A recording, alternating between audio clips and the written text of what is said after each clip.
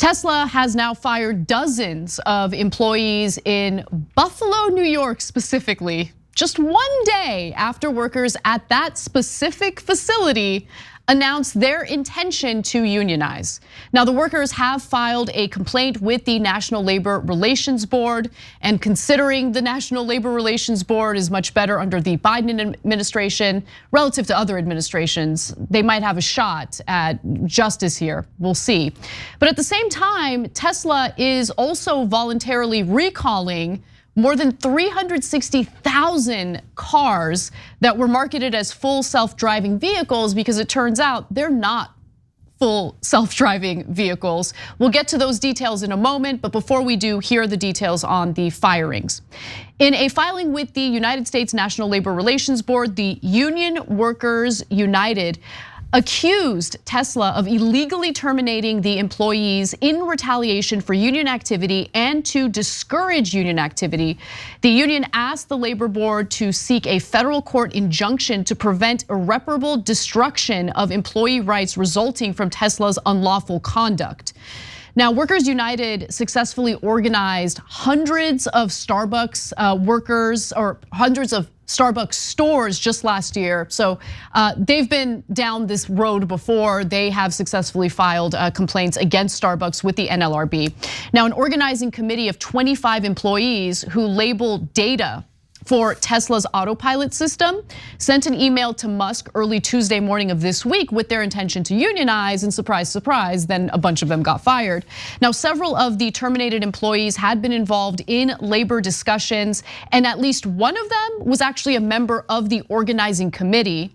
Now, one United Workers organizer told Bloomberg this: "This is a form of collective retaliation against the group of workers that started this organizing effort. The terminations are designed to terrify everyone about potential consequences of them organizing, as well as to attempt to cull the herd." Now, real quick, just a refresher on what the workers wanted to unionize for. These are individuals who analyze the autopilot systems on these vehicles, an incredibly important job. They were paid $19 an hour for this incredibly important job. Now, compare that pay to what Tesla charges for their vehicles and how much money they bring in. Aside from that, they wanted to be able to take some time off. They're burnt out, overworked, which probably doesn't bode well for workers who are tasked with an incredibly important job having to do with the autopilot system.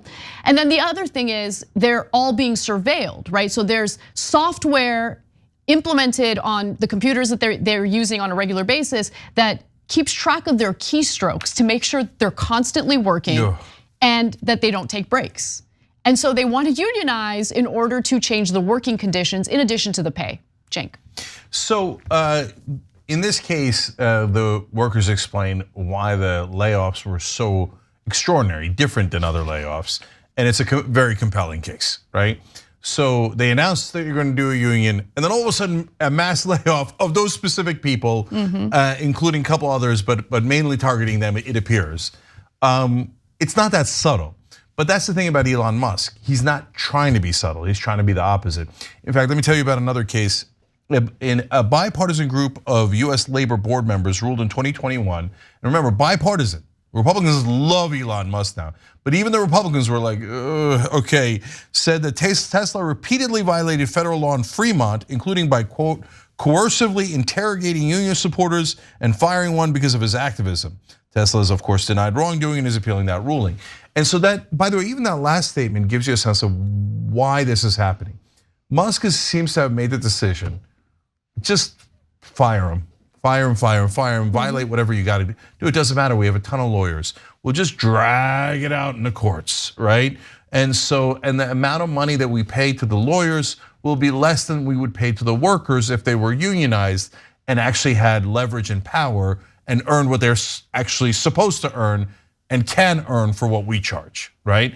So that's just a math calculation that he did. That's right. So it appears he's screwing over these workers very much on purpose. Right, and I mean, he has made his position on organized labor clear over and over and over again. He's against unionized workers. He has said as much. He has made it clear that he's just not in favor of it.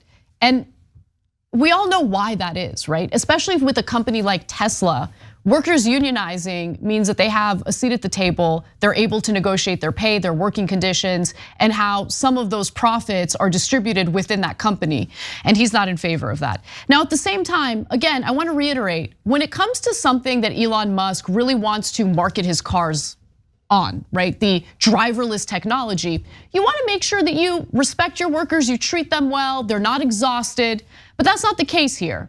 And I think the chickens have come home to roost because it turns out that Tesla is voluntarily recalling 362,758 vehicles equipped with the company's experimental driver assistance software. There have been all sorts of incredibly dangerous situations, crashes. We've talked about some of them. But for instance, if one of these vehicles is in a left turn lane, the vehicle doesn't recognize it and continues to go straight through the intersection. Okay, so that's one example of what they've experienced with this technology. What's hilarious about this though is that Elon Musk is recalling these vehicles but doesn't want us to call it a recall. What do you think it is? Yeah, everybody knows what it is. Okay, guys, it is rather remarkable that these stories are on the same day. He fires the workers working on it and goes, oh, by the way, yeah, it's a disaster. Gee, I wonder maybe it has something to do with you, treating the workers who are creating it so poorly and working under such terrible conditions. Guys, look, there's this disparity. Some of you guys work in companies that are, maybe they're mom and pops or whatever, and they treat you well, right? But you don't know what your brothers and sisters are going through in these giant corporations. And so I just talked to a viewer recently, and he was telling me about some things that happen in enormous corporations. It's just mind-numbing how much injustice there are at those places and how little rights any of the workers have, right? But this one also made me think of that because they're monitoring the number of clicks on your keyboard. Man, they're watching you for like a hawk every second that you're in. It is so oppressive. I get depressed thinking about it, right? And then when anybody goes, can we please get like a bathroom break or something? They're like, you're fired, right? This is what corporate rule looks like, and it ain't pretty. Thanks for watching The Young Turks, really appreciate it. Another way to show support is through YouTube memberships. You'll get to interact with us more. There's live chat emojis, badges. You've got emojis of me, Anna, John, JR, so those are super fun. But you also get playback of our exclusive member-only shows and specials right after they air. So all of that, all you gotta do is click that join button right underneath the video. Thank you.